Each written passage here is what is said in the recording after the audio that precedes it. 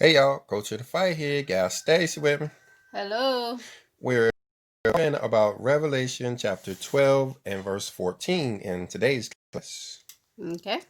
And this will be a little bit different from the classes that we normally do because we're focusing on one verse today. Well, another difference is that I don't usually do classes with you that deals with preparing the bride of Christ. Uh, Prophecy. Prophecy I don't type do those classes. classes. No.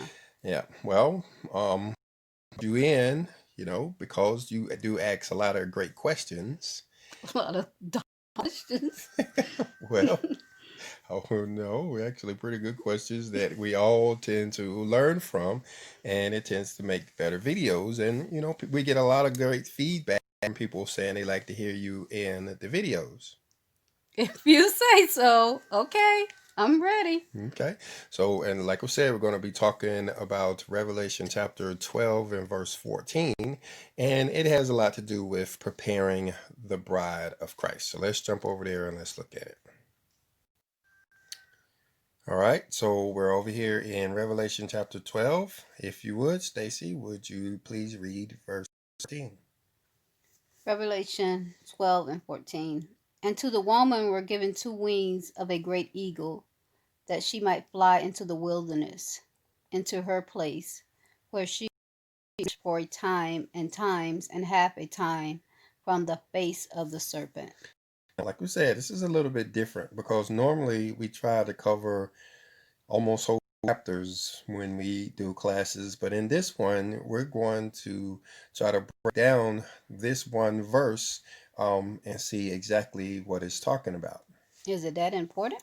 Yeah, it is actually really important because this event that we're looking at here is actually coming up.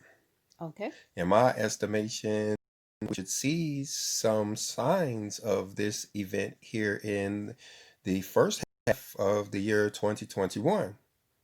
All right. Well, it's, because what makes it important is how you see up there in verse talking about this dragon. Yeah. It says, "And this dragon saw that he was cast into the earth, and he persecuted this woman." Mm-hmm. Now, we're going to find out here that this woman is the bride of Christ. So it's talking about all of us who are becoming of that husbandman we know as the Messiah. And so the dragon is actually persecuting or planning to persecute us. He's going to come after. Okay. So are you ready to break down 14? Yeah, we can go ahead and us a little bit, but that's all right. We want to give people a little bit back of background here. Okay, so now to help us out, we're looking at the interlinear Bible, which compares the Greek to the English and helps give us even more information on these words to help us to break down what we're actually looking at here. Mm-hmm. So let's take it step by step. The first part says, "And were given to the woman two wings of the eagle." Now we understand why we let you read. But anyway, so you see this part that says, "And were given to the woman." Yes. So who is the woman? Okay. You said the woman was the bride of Christ. We click on the Strong's number. We see that it is in the Greek, of course, is Greek 1135. And when we scroll down here, we see the definition says that it's a woman, wife, or Okay. says that the origin probably from the base of a woman, specifically a wife, usage, wife or woman. Mm-hmm. So when we're understanding who this woman is, I guess what fits most closely there is the wife. Mm-hmm. This is who we recognize as the bride. You see all of the translated words there. And the second most commonly used word is the wife, Right. right? And if we scroll on down there somewhere, I'm sure we'll see the word bride, but this is who we recognize as the bride of Christ. Mm-hmm. We saw earlier in chapter 12 that this woman gave birth to a man child who was to rule all of the nations with a rod of iron. You remember that? Mm-hmm. Well, if I may, I'm going to go a little bit off script as I give my own personal understanding of what it's talking about when it's talking about the woman up there and that man child. Mm-hmm. The woman is the wife, that's the bride. And so we know that the woman actually is married to the Messiah or the Christ. So if the bride is us and we're being married to the Christ, then what would our offspring be? That would be the Holy Spirit or this new type of humanity that will be spiritualized opposed to materialized as we are. If that Okay. makes any sense. Mm-hmm. Okay. And if you guys want, I can reference a verse over in the Third Testament of the Bible. But anyway, that's just what I think. But I believe it's clear to understand here that this woman that's being talked about is us, the bride of Christ. Okay. Because we are the bride here. Okay, so then it goes on to say, and to this woman were given two wings of a great eagle. All right. Mm-hmm. So now to understand these two wings of a great eagle, we have to go back over into the book of Exodus. Right. All right, so we'll come over in the King James Version and we'll just look for the two words wings and eagle. And we see that there are actually 13 times that talks about uh, the two words wings and eagle in the same verse. Most of them probably won't be relevant to our discussion, but I believe over here in Exodus chapter 19 and verse 4, it is pertinent to what we're actually talking about. Yeah. Mm-hmm. You remember that story? You remember what's going on in Exodus chapter 19? That was when the father was bringing the children of Israel out of Egypt, and he told them that he had carried them, and this is not the exact words, but he had carried them out um, on wings of eagles. And I remember when I first heard that, I always wondered, is he talking about a bird? Yeah. But, that is not what he's talking about. No, he makes it clear because if you remember the story, they actually walked out of Egypt. Yes. But that's what he's talking about. If you would, go ahead and read verse 4 right there. Exodus 19 and 4. You have seen what I did unto the Egyptians, and how I bare you on eagle's wings and brought you unto myself. Yeah. So we're using this as a key. This is the first time we're seeing that this eagle's wings here, and that's one way we could find a key as we let the Bible define the Bible. It's telling us that what happened to those people over in Egypt is what's happening in Revelation in chapter 12, Mm-hmm. right? And now, of course, they didn't see an eagle. Nobody referenced anything that looked like an eagle, and they didn't feel like they was actually being flown, Right. right? But what actually happened was supernaturally, the Father led them out of Egypt and into the wilderness. Right. Right? Mm-hmm. So that's exactly what we're expecting here in Revelation chapter 12 and verse 14 is that he's going to once again supernaturally lead us out of this Egyptian culture that we live in now into the wilderness Mm-hmm. on these same type of eagle's wings. Yeah, the same thing that he did for them. Yeah, exactly. Now I'm gonna go over here and look to see if there are any other verses that match what we're saying here. Let me just scroll down through here.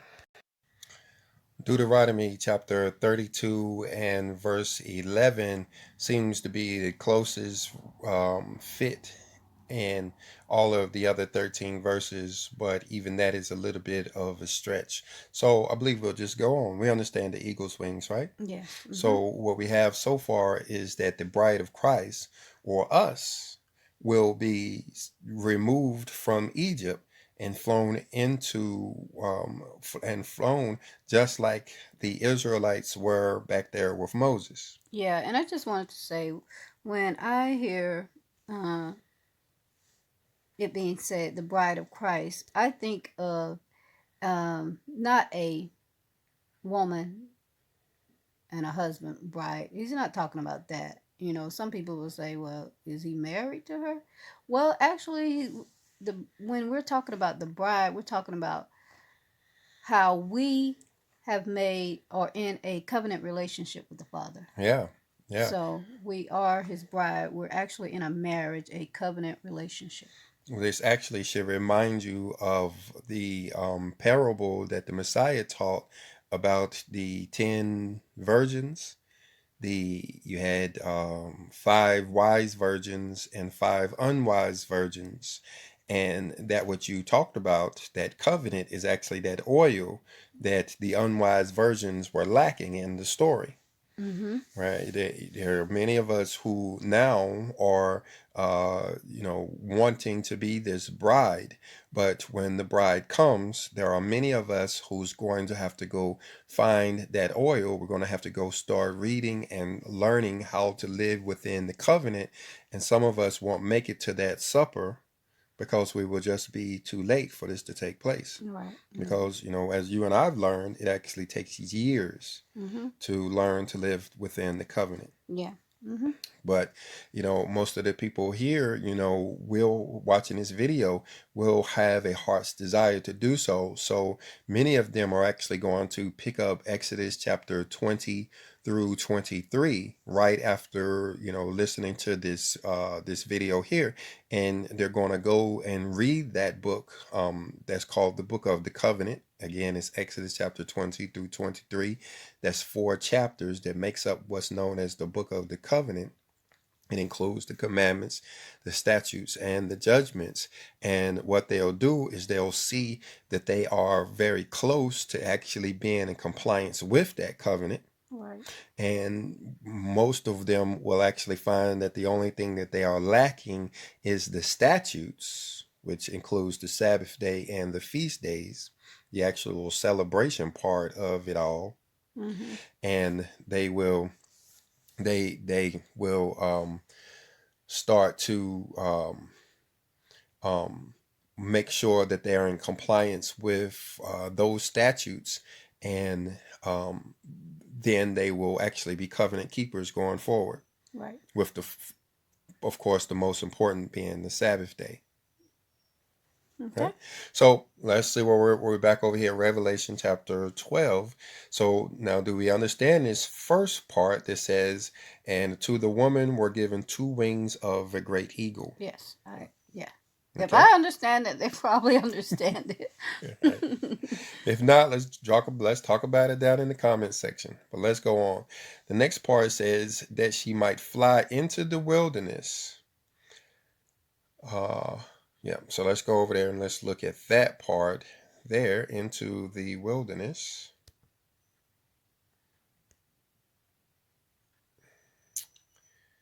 Wait for it to pop up here. And you see right there, it says, so that she could fly into the wilderness.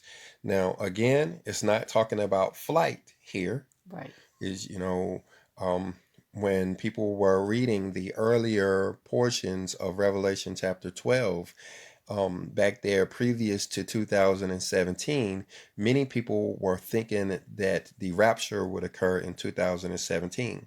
Mm-hmm. There was a lot of people, yeah, ourselves included. Mm-hmm. We wasn't making videos about it at the time, but we were listening to videos, and there was a lot of people who were expecting some type of rapture event to happen in 2017. Mm-hmm. And since it didn't happen the way they thought in 2017, a lot of people have stepped away from chapter 12 of the book of Revelation without going into detail and trying to figure out, okay, well, what actually did happen? What did he mean? Did he really mean that we were going to get caught up and flown into the spirit world?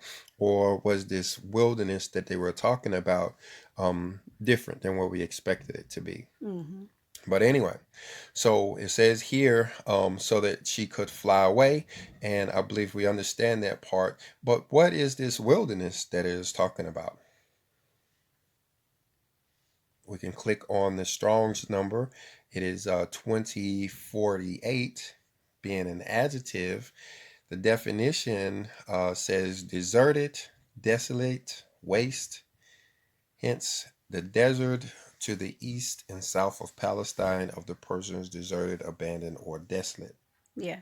So now we were already given a hint, and I believe that's the reason why the Father allowed John to write the words eagle's wings, is because he wanted us to reference the book of Exodus Mm-hmm. to see where it is that these people are going to go. Mm-hmm. So where did they go? They went into like a desert place. Yeah, they went in the mount, the foot of Mount Horeb or the foot of Mount Sinai, Yeah. and they were out there for about 40 years doing what? Just walking. Walking around and learning the covenant. Remember, Yeah. Moses was getting and giving them all of the laws, Mm-hmm. statutes, and the judgments, and they were given the opportunity to learn how to live within those laws. Yeah. And because of some other things they did, as far as their rejection of the promised land, they stayed out there for 40 years.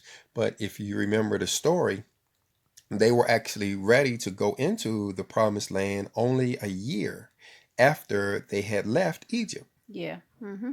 Right? Yeah. Without jumping over there and referencing in that verse, it was actually a year between the time that they left Egypt, and the fathers had Moses to send those 12 representatives over into the promised land, those 12 spies. Yeah. And that my point is that was only a year. Mm-hmm.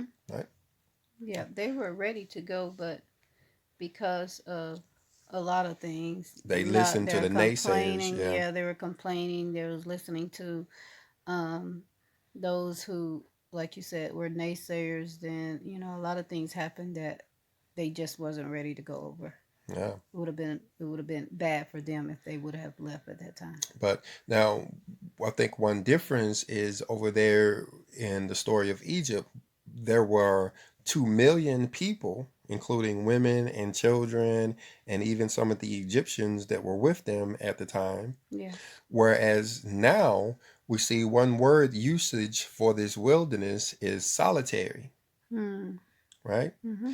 And if we go back to what actually occurred when we're looking in verse 6 of chapter 12 of the book of Revelation, and we look at what happened during that verse, is and also putting that together with how the scripture says that we will no longer um, be in groups. It won't be big, large congregations of his people in this end times, especially during this tribulation.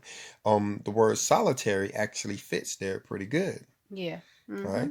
So one of the things that we can gather from this is that these people who are now in these wilderness or this Egyptian kind of environment where we are going to work, we're going to school, we're doing all of the things of this Egyptian culture, will be flown away supernaturally on these eagle's wings into a solitary environment or a desolate place, maybe by ourselves, or us with families will be with our family, and we will be doing the same thing that they did back there in Egypt, or in the wilderness with Moses, doing the same thing that they were doing, and that is, for one, being shielded from the wars that were going on. That's one of the things they were doing, Yeah. and actually learning to live within the Father's ways. Yeah. Mm-hmm.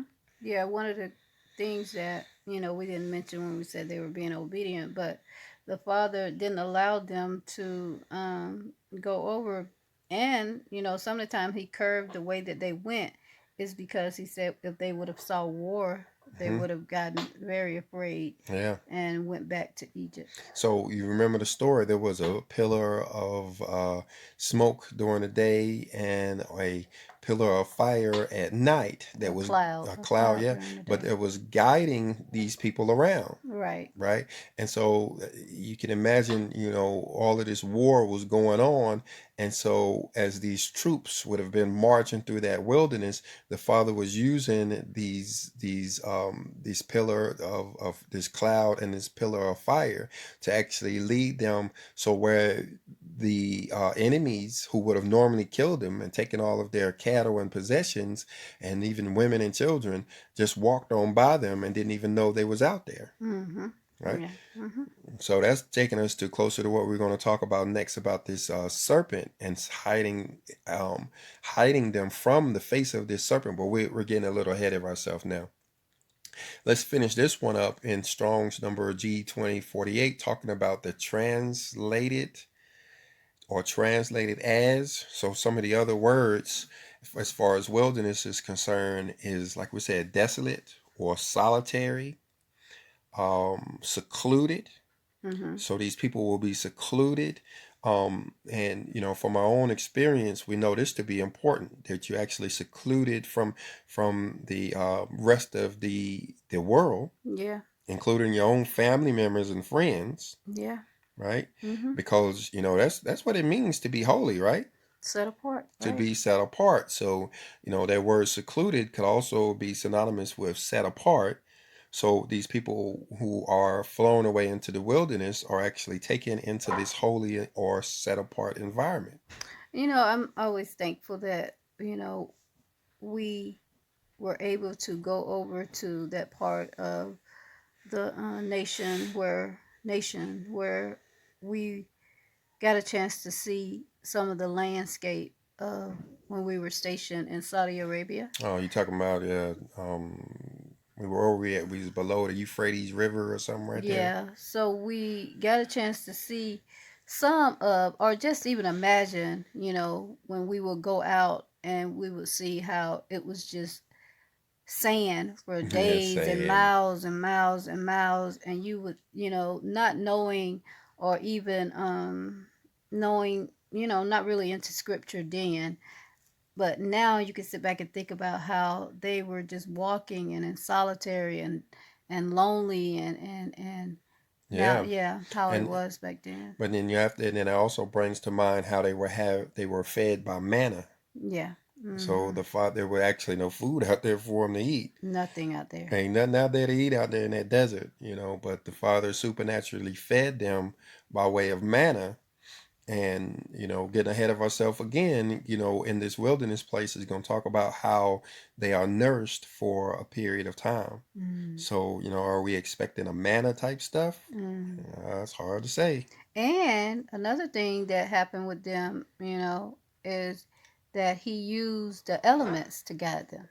The cloud and the fire. Yeah. He used the elements to, going back to nature, which a father always does. He always gives us hints and clues by way of nature, and just thinking about how he used the elements to lead and guide them. But now I believe for that we really need to consider the spiritual side of that as well. Okay. Well, you think about the cloud, consciousness, Right. and how you are different from them. Then we now have the Holy Spirit. And so this that cloud that they had could be representation of this Holy Spirit that will be guiding us now. The fire as well. Yeah, this fire, yeah, because that's our conscious. Mm-hmm. Yeah. Right? Mm-hmm. And we can go on and on about that, but you think about how the fire was evident to them when they were in darkness. Yeah. And the fire is synonymous with pain. And so if we ever find ourselves in a dark place, being separated from the laws of the covenant, we have that fire to actually correct us and put us back in the right place. Mm-hmm. That's a little bit of a stretch, but it's something to think about. Mm-hmm. But anyway, looking at some of these other translated words, you got wilderness, desert, deserted places, a desert, desolate woman, or open field. So Mm. this, of course, we said this event hasn't happened yet, but some of us could find ourselves out in these open field type environments. Right. I think that's kind of where we're at now. Mm. Where there's, more land and trees and stuff around than we'd actually know what to do with right now. Yeah. But anyway, let's go on. So we got the wilderness there, and let's see, it's a little bit hard to see, but I believe it's saying right there, into the place of her where she is nourished for a time. Yeah. So you see that part right there where it's. Mm-hmm. So let's click on that. Um, it's a verb talking about to feed, nourish, bring up, or to provide for. Mm-hmm. So that's important to the story because these people. So these people have been, or will be, at this point, led out into the wilderness, and then they're given food and sustenance to take care of them. Yeah. You remember that from the story in Exodus. Mm-hmm. How, at first they were complaining Mm. that they didn't have food, have water, and that Moses had brought them out there to die. Yeah, they got Moses in some trouble too. Yeah, Moses By was like, striking that thing. yeah, Yeah, he was kind of upset. They yeah, they actually got him in so much trouble that I believe, and I don't know if scripture states it in that book. I think it might state it in one of the apocryphal books or the lost books, or one of those books, about how Moses actually got in trouble because of him hitting that rock. yeah. That's why he didn't get to go to the To the promised promised land. land. Yeah. For you guys unfamiliar with the story, it was, when the people were complaining about water, the father had given Moses the commandment to go speak to the rock. Now, previously, he had told him to hit the rock with a stick, but this time at Meribah, he told him to speak to the rock, and um, Moses went up and did not speak to the rock. He actually hit the rock Twice. Well, he hit it the one time and didn't know water come out, and so he hit it again, and with the stick or with the staff, and then the water came out. But the thing about that was a direct commandment of the Lord. He actually disobeyed the commandment. Right. And that's one of the reasons why we don't want to hear from the Father directly. We rather have our knowledge secondhand. Mm. Yeah, because if you don't get it to the letter, that's Right. actually breaking the commandment. He tell you to speak to it, and you hit that rock. That could cost you.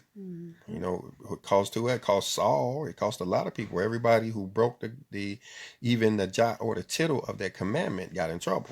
Yeah. Mm-hmm. So this nourished, it seems to be, is telling him to strengthen. To strengthen how so? Well, he said that they will be fed. Nourishment is, that relates to me that they will be strengthened. That he will not necessarily feed them, but he will give them food to strengthen them to continue on. Well, yeah, I can understand that, but he's going to actually have to feed them too. You got to Okay. remember, these people. Some of these people will be in this wilderness environment for the first time. Yeah. Some of these people ain't never been out of the city before. Right. You know what I mean? Mm-hmm. They don't know that fruit comes from trees. Or Some of the that a chicken come from a real chicken. yeah, there ain't no there ain't no nuggets in that chicken. Some of the people don't know that. Yeah. They don't know you don't get milk from a bull. They're going to have to learn this kind of stuff. Well, even us, though we did know, and though I am, you would consider yourself from the country as well. Um, we still had to have nourishment. We still had to be fed because we had no way of getting the nourishment, getting the food ourselves. If he did not provide for us, I don't know what would have happened to us. Yeah, no, you're right. And we were Egyptians just like everybody else. We were buying our food on, by way of a credit card from Walmart, Mm-hmm. And I remember, I laugh at myself because it wasn't too many years before we moved here that I was thinking how meat that didn't come to the store might be unsafe. like a deer Mm-hmm. or a turkey or a wild turkey. Yeah. And it was like, should people be eating a wild turkey? Yeah, I remember I would call it like fresh meat and say I don't eat fresh meat. Yeah. But Was so now I think silly. about it, how crazy that was. I'm Mm. trusting the meat from, the store, opposed to the meat from, the father's, meat that's out there, where the animal is, free ranging, and you ain't worried about diseases and stuff. So there's many people who will all of a sudden find themselves in this wilderness type environment, and they're not going to know how to feed themselves. Yeah, and one of the craziest things that I had, because when we would come to visit home and my grandmother would give us stuff, and I was always say I don't eat chicken eggs. Chicken eggs, yeah. Yeah. That was what she was referring to, is Fresh eggs, a yeah. egg that come from a chicken that you see lay it. Yeah. And they're Mm-hmm. a lot of times brown Yeah, I or didn't eat green. brown eggs, yeah. Oh Yeah. my goodness, we had it bad. It's because we were Egyptian minded people. Yeah. Yeah. Mm-hmm. But the thing about it, since then, we've learned that many of this vegetation that we call weeds are actually food. Mm-hmm. We're mowing it down as fast as we can with the lawnmower. Mm-hmm. But if you remember our personal testimony, the lawnmower broke Mm-hmm. and the stuff started growing up wild. And then we went out there and it's like, hey, what is this plant? And we started looking stuff up on the internet. What is this plant? What is this weed? What is this good for? And I think at one point I think you stopped counting since then, but you had counted 50 plants Yeah. good for both food and medicine Yeah. that were growing in our yard Yeah. Mm-hmm. that we Yeah. were cutting down, Yep. Yep. calling them weeds, Mm-hmm. and we just now ordered a book on, what is it called? Eating Wild or something like that? Yeah, eating like wild edible We have wild foods, something edibles. like that. Mm-hmm. And, it's specific to our part of the country, but, and none of us have read that book in its entirety, but just glancing through it, we are still finding Mm-hmm. food out there to eat, Yeah. Mm-hmm. you know? Yeah, food that we're giving to our sheep is food that Yeah. we can be eating Yeah. ourselves. You find in one part of the scripture, it tells you to follow the sheep around, and whatever they eat, you eat it too. Mm-hmm. So yeah, I believe he will be nourishing us. I often want to bring this up, is that plant that's known as kudzu is actually edible. Yeah. It's an invasive plant that's almost everywhere, taking over everything. Well, Especially the South. especially here in the South, thank my alma mater, Auburn University, for bringing it over here for us. But it turns out it's actually food that you can actually feed your family on. Mm-hmm. Yeah. But anyway, let's look at a little bit more of this word here, nourishment. Before we go on there, it's giving us the origins of the word, but the translation or the usage says to bring up. I think that's what you were talking about, strengthen. Mm-hmm. Yeah, so bring up, feed, or nourish, and translated as being nourished, brought out, fed, nursed, and nursed is important because of the medicine. Yeah. Many of us are dependent on pills and shots for our medication. Mm-hmm. But like we were saying earlier, there's plenty of these plants around that can be used for healing. Yeah. Mm-hmm. And Lots of plants that you can use for tinctures and teas. tinctures and teas, yeah. And to fight even the most common ailments like diabetes and high blood pressure, Yeah. even cancer. Yeah. Some of these naturally growing plants cure cancer, like red clover. I mean, Oh. they don't treat cancer. I say cure cancer. Get rid of it. Make the cancer go away. All right. You better slow Yeah, I down know. for the FDA be What on you. was that guy named Zebby? Dr. Zebby? Yes. Yeah, I don't want to be like Dr. Zebby, I ain't saying nothing. I'm gonna but let you hey, go ahead. but that's, I believe, what it's talking about. Being nursed is he will use many of these plants. People will discover these plants to heal us. Mm-hmm. And for some people who paying particular attention, they should be writing down these books that we're talking about. One book we mentioned was the Wild Edibles book, and another book is what, Healing Herbs book. Mm-hmm. You Yeah. know, Yeah. Just look for different healing herbs book to your specific part of the country, and you'll probably find out and find some of the things that you're stepping on every day, such as dandelions, Yeah.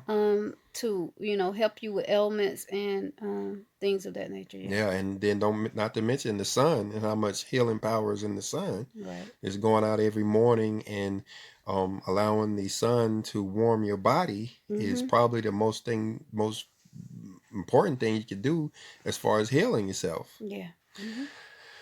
But all right, um, let's go on. That last one down there, you have fattened, so maybe a few people will actually gain their weight back. But we learn in the scripture that a lot of people are going to lose a lot of weight when it comes uh, to learning how to eat in this wild environment. Well, we're not going to talk about that because when we first started out, we did not know and we did not have the provisions. And what let me ask you this. Why wonder why it took us so long to be fed, to be nourished.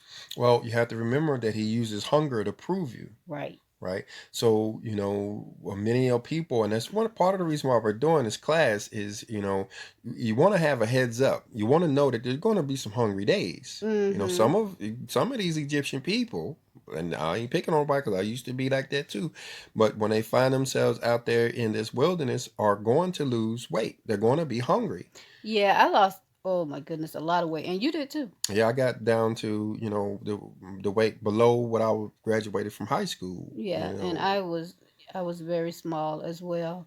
Uh, Lost a lot of weight, but um,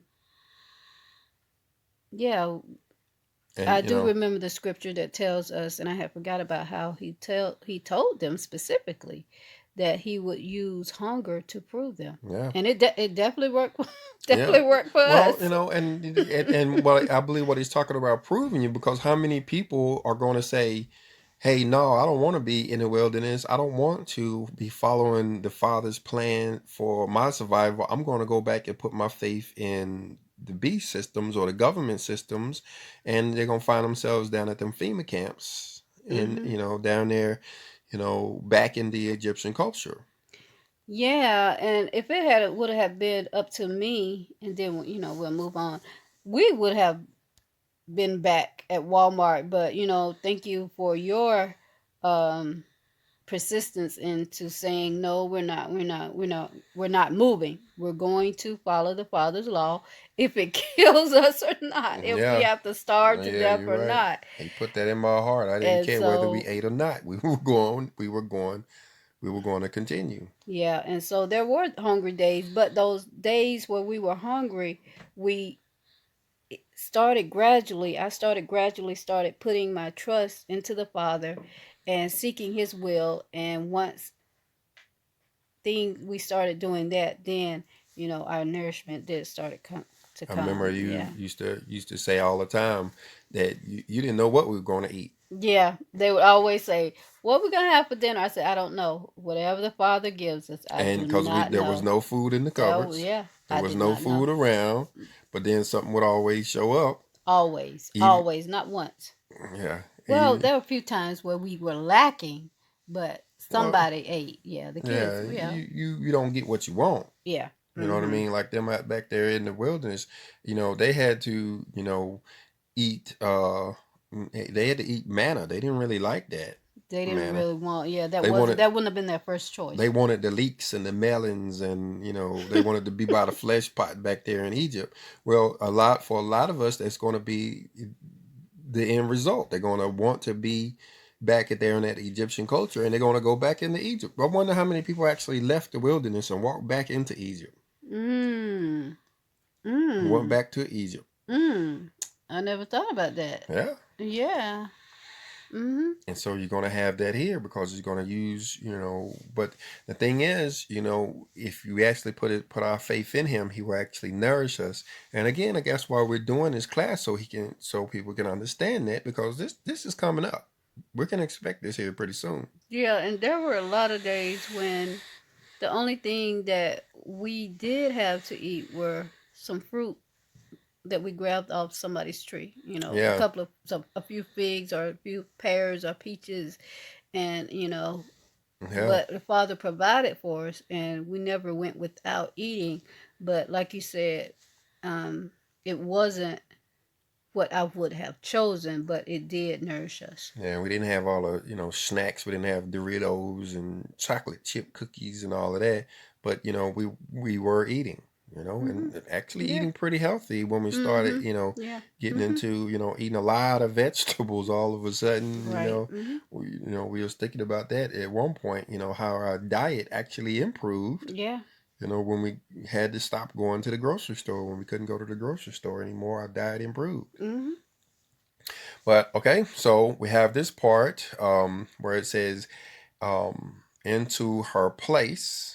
And I guess we could have talked about that, how it says that she's flown into the wilderness, into her place, where she is nourished for a time, times, and half a time from the face of the serpent.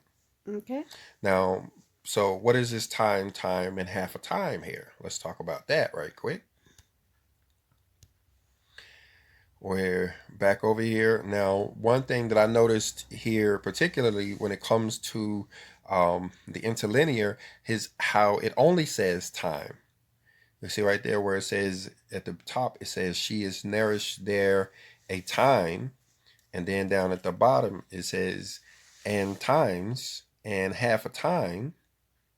But up here at the top, you see where it has the Strong's number 1563. But then down here in the other times, actually, it actually is different. I see it is different. So let's click on that right there. No, it ain't. It ain't 1563. It's actually 2540, and then it's 2540 down there and 2540 right there. You see that? Mm-hmm. So all three times that it's talking about is saying the same word. Mm-hmm. There's no difference between a time and a times. So we could just click on any one of them and see what it says. 2540. It's saying that the definition The city season. fitting season, opportunity, occasional time. So nourished for a season. Yeah. Mm-hmm. But notice what's missing. The word year. There's many people who want to say that this is talking about a year, but we don't actually see that there. Mm-mm. So this period could be longer than a year. It could be shorter than a year. I think it depends on the person. What do you think? Mm, No? it actually could, based on what we see here so far. But you got to remember that she is nourished from the face of the serpent. Oh, okay, yeah. So this Mm-hmm. time, and half a time should correspond with the timing of the serpent or that beast that we'll see Mm-hmm. over there. Mm-hmm. In chapter 13, we're not going to get into that too heavily because we're concentrating on this one verse here. But the thing is, like we said, you don't see the word year here, and like you pointed out, it does say season. Mm-hmm. So the question is, how long is a season? Mm-hmm. And I think the answer is as long as it has to be. Mm-hmm. Well, we don't really know how long a time, and half a time is, Mm-hmm. but it's probably going to be long enough. Mm-hmm. Yeah. Yeah. But looking at some of these other words here, you see right there, as far as the origin, it says proper time. And that's what we're just talking about, how it's the exact amount of time necessary for us to be in this wilderness period. Yeah. Usage, it says X always. I don't know what that means. Then it says opportunity, convenient, due, season, uh, short while, time, a while, compared to chronos. And then some of the translated words are time, season, times, season, a time, opportunity, opportune time, In due time. in due time, the right time, and the opportune. So, Mm-hmm. we don't know how long it is, but Right. we know that it is long enough. And we said we could click on the word half, but I believe we're going to know what that means. Just usage is half, and it's only translated as half and half, so it's just half a time. Mm-hmm. And then down at the bottom, it says that she is in this wilderness for this time, times, and half a time. What does it say? from the face. From the face of the serpent. Mm-hmm. Right? And so, what is the face of the serpent? Who is he talking about? Oh, well, I was gonna say, what about looking up the word face? Let's See what it says. look up face here. That's 4383. Um, Noun, neuter, Countenance. or surface. Mm-hmm. Um, The presence. or that's a good word. The presence of the serpent. Mm-hmm. I think that's probably the best word there, because this serpent, if we were to jump over and look in chapter 13, we'll see what it is talking about is this we know as the lawless one who plans to make war against the saints, Mm-hmm. those people that keep the commandments. Mm-hmm. A good place to read about that is like in the apocalypse of Elijah. And we just did a class on it not too long ago, but it's in the book called The Apocalypse of Elijah in chapters 3, 4, and 5, where it talks about all of the devilish stuff that this lawless one is going to do. Right. It's going to be pretty bad. Very bad. To the point where he's torturing them, killing them, chasing them out of the country. Mm-hmm. And so this bride is actually going to be hid away from this. Yeah, you're going to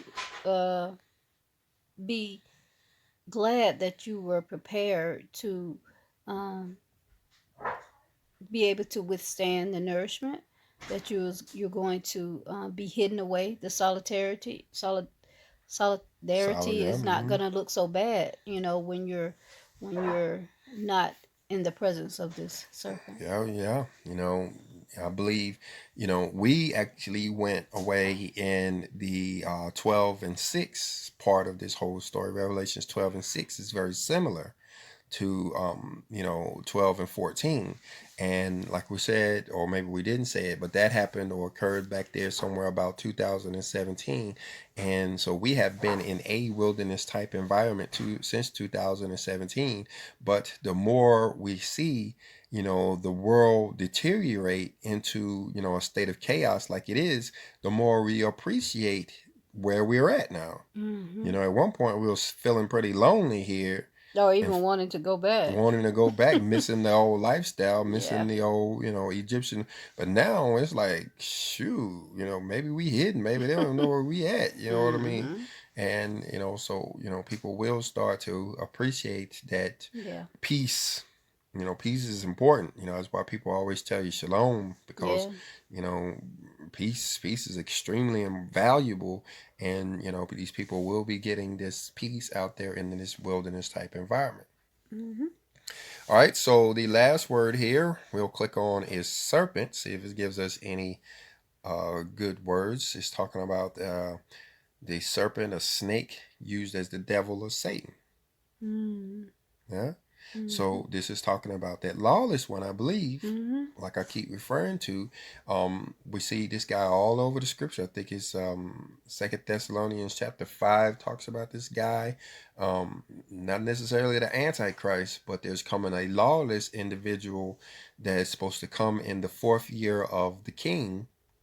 The willful king, like if you read over in Apocalypse of Elijah, and this guy is supposed to do some really, really bad stuff to the saints, to those who keep the commandments, and it very well it's often